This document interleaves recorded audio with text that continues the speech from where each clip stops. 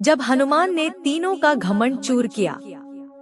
संसार में किसी का कुछ नहीं, ख्वाहमख्वाह अपना समझना मूर्खता है, क्योंकि अपना होता हुआ भी कुछ भी अपना नहीं होता। इसलिए हैरानी होती है, घमंड क्यों, किस लिए, किसका? कुछ रुपए दान करने वाला यदि यह कहे कि उसने ऐसा किया है, तो उससे बड़ा मूर्ख और कोई नहीं। और ऐसे भी हैं जो हर महीने लाखों का दान करने हैं, लेकिन उसका जिक्र तक नहीं करते, न करने देते हैं। वास्तव में जरूरतमंद और पीड़ित की सहायता ही दान है, पुण्य है। ऐसे व्यक्ति पर सरस्वती की सदा कृपा होती है। पर क्या किया जाए, देवताओं तक को अभिमान हो जाता है और उनके अभिमान को दूर करने के लिए परमात्मा को ही कोई उपाय करना पड़ता है। गरुड़, सुदर्शन चक्र तथा सत्यभामा को भी अभिमान हो गया था और भगवान श्री कृष्ण ने उनके अभिमान को दूर करने के लिए श्री हनुमान जी की सहायता ली थी।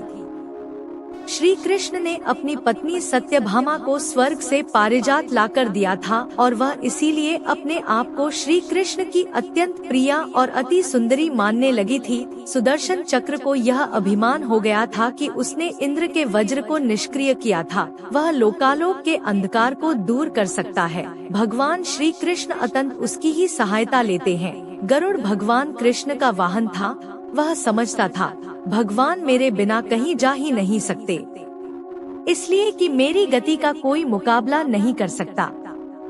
भगवान अपने भक्तों का सदा कल्याण करते हैं, इसलिए उन्होंने हनुमान जी का स्मरण किया। तत्काल हनुमान जी द्वारिका आ गए, जान गए कि श्री कृष्ण ने क्यों बुलाया है। श्री कृष्ण और श्री राम दोनों एक ही हैं। वह यह भी जानते थे, इसीलिए सीधे राज दरबार नहीं गए, कुछ कौतुक करने के लिए उद्यान में चले गए। वृक्षों पर लगे फल तोड़ने लगे, कुछ खाए, कुछ फेंक दिए। वृक्षों को उखाड़ फेंका, कुछ तो तोड़ डाला। बाग वीरान बना दिया। फल तोड़ना और फेंक देना हनुमान जी का मकसद नहीं था, वह तो श्री कृष्ण के संकेत से कौतुक कर रहे थे। बात श्री कृष्ण तक पहुँची, किसी वानर ने राजोद्यान को उजाड़ दिया है, कुछ किया जाए। श्री कृष्ण ने गरुड़ को बुलाया, कहा जाओ सेना ले जाओ, उस वानर को पकड़कर लाओ। गरुड़ ने कहा प्रभु, एक मामूली वानर को पकड़ने के लिए सेना की क्या जरूरत है, मैं अकेला ही उसे मजा चखा दूंगा। कृष्ण मन ही मन मुस्कुरा दिए, जैसा तुम चाहो, लेकिन उसे रोको जाकर। वैंते गए, हनुमान जी को ललकारा, बाग क्यों उजाड़ रहे हो, फल क्यों तोड़ रहे हो, चलो तुम्हें श्री कृष्ण बुला रहे हैं। हनुमान जी ने कहा, मैं किसी कृष्ण को नहीं जानता, मैं तो श्री राम का सेवक हूँ, जाओ कह दो मैं नहीं आऊँगा। गरुड़ क्रोधित होकर बोला, तुम नहीं चलोगे तो मैं तुम्हें पकड़कर ले जाऊंगा। हनुमान जी ने कोई उत्तर नहीं दिया। गरुड़ की अनदेखी कर वह फल तोड़ने रहे। गरुड़ को समझाया भी, वानर का काम फल तोड़ना और फेंकना है, मैं अपने स्वभाव के अनुसार ही कर रहा हूँ, मेरे काम में दखल न दो, क्यों झगड़ा मोल लेते हो, जाओ मुझे आराम से फल खाने दो। गरुड़ नहीं माना। तब हनुमान जी ने अपनी पूंछ बढ़ाई और गरुड़ को दबोच लिया। उसका घमंड दूर करने के लिए कभी पूंछ को ढीला कर देते, गरुड़ कुछ सांस लेता, और जब कसते तो गरुड़ के मानो प्राण ही निकल रहे हो। हनुमान जी ने सोचा, भगवान का वाहन है, प्रहार भी नहीं कर सकता, लेकिन इसे सबक तो सिखाना ही होगा। पूंछ को एक झटका दिया और गरुड़ को दूर समुद्र में फेंक दिया। बड़ी मुश्किल से वह गरुड़ दरबार में पहुंचा। भगवान को बताया, वह कोई साधारण वानर नहीं है, मैं उसे पकड़कर नहीं ला सकता। भगवान मुस्कुरा दिए, सोचा गरुड़ का घमंड तो दूर हो गया, लेकिन अभी इसके वेग के घमंड को चूर करना है।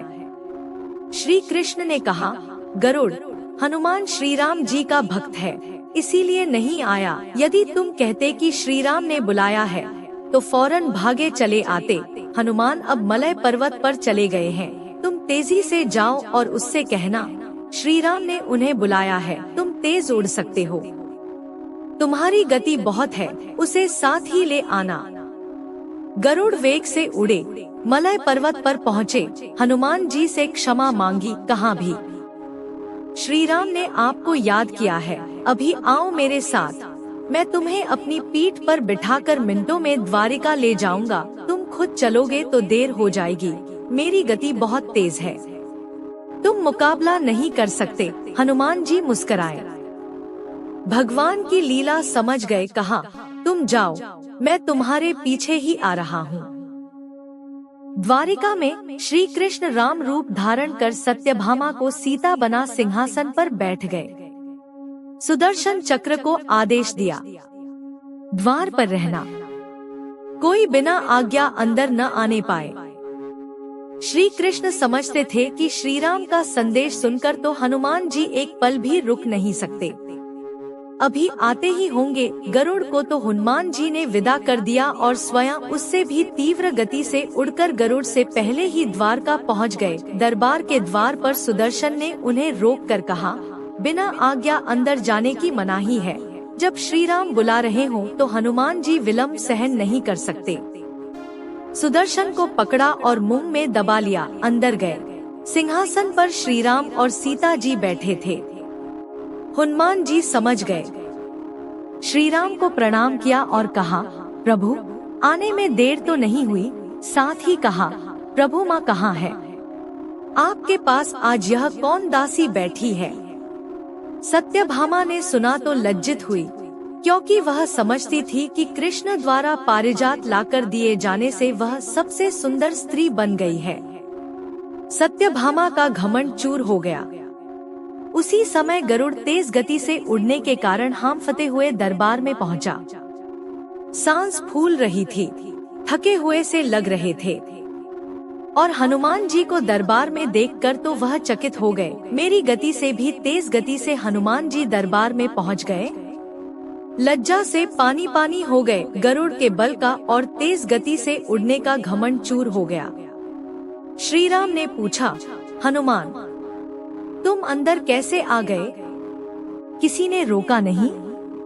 रोका था भगवान सुदर्शन ने। मैंने सोचा आपके दर्शनों में विलंब होगा, इसलिए उनसे उलझा नहीं। उसे मैंने अपने मुंह में दबा लिया था। और यह कहकर हनुमान जी ने मुंह से सुदर्शन चक्र को निकालकर प्रभु के चरणों में डाल दिया।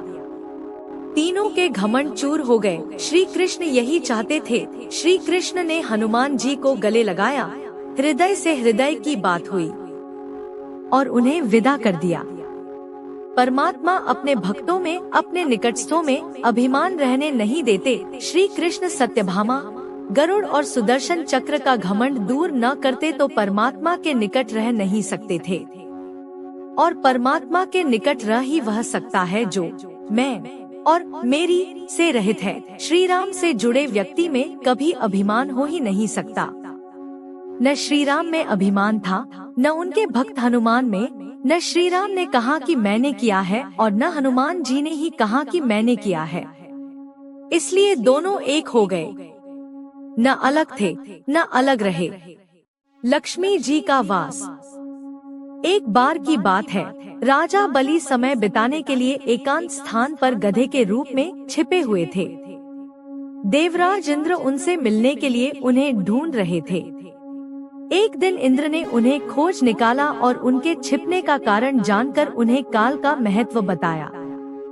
साथ ही उन्हें तत्वज्ञान का बोध कराया। तभी राजा बलि के शरीर से एक दिव्य रूपात्मा स्त्री निकली। उसे देखकर इंद्र ने पूछा, दैत्यराज, यह स्त्री कौन है? देवी, मानुषी अथवा आसुरी शक्ति में से कौन सी शक्ति है? राजा बलि बोले, देवराज, ये देवी तीनों शक्तियों में से कोई नहीं है, आप स्वयं पूछ ले। इंद्र के पूछने पर वे शक्ति बोली, देवेंद्र, मुझे न तो दैत्यराज बलि जानते हैं और न ही तुम या कोई अन्य देवगण। पृथ्वी लोक पर लोग मुझे अनेक नामों से पुकारते हैं, जैसे श्री, लक्ष्मी आदि। इंद्र बोले, देवी, आप इतने समय से राजा बलि के पास हैं, लेकिन ऐसा क्या कारण है कि आप इन्हें छोड़कर मेरी ओर आ रही हैं? लक्ष्मी बोली, देवेंद्र, मुझे मेरे स्थान से कोई भी हटा या डिगा नहीं सकता है। मैं सभी के पास काल के अनुसार आती जाती रहती हूँ। जैसा काल का प्रभाव होता है, मैं उतने ही समय तक उसके पास रहती हूँ। अर्थात मैं समयानुसार एक को छोड़कर दूसरे के पास निवास करती हूँ। इंद्र बोले, देवी, आप असुरों के यहाँ निवास क्यों नहीं करती? लक्ष्मी बोली, देवेंद्र, मेरा निवास वही होता है जहाँ सत्य हो, धर्म के अनुसार कार्य होते हो, व्रत और दान देने के कार्य होते हो। लेकिन असुर भ्रष्ट हो रहे हैं। ये पहले इंद्रियों को वश में कर सकते थे, सत्यवादी थे, ब्राह्मणों की रक्षा करते थे, पर अब इनके ये गुण नष्ट होते जा रहे हैं। ये तप उपवास नहीं करते, यज्ञ, हवन, दान आदि से इनका कोई संबंध शेष नहीं है। पहले ये रोगी, स्त्रियों, वृद्धों, दुर्बलों की रक्षा करते थे, गुरुजन का आदर करते थे, लोगों को क्षमादान देते थे। लेकिन अब अहंकार, मोह, लोभ, क्रोध, आलस्य, अविवेक, काम आदि ने इनके शरीर में जगह बना ली है। ये लोग पशु तो पाल लेते हैं, लेकिन उन्हें चारा नहीं खिलाते, उनका पूरा दूध निकाल लेते हैं और पशुओं के बच्चे भूख से चीत्कारते हुए मर जाते हैं। ये अपने बच्चों का लालन पालन करना भूलते जा रहे हैं।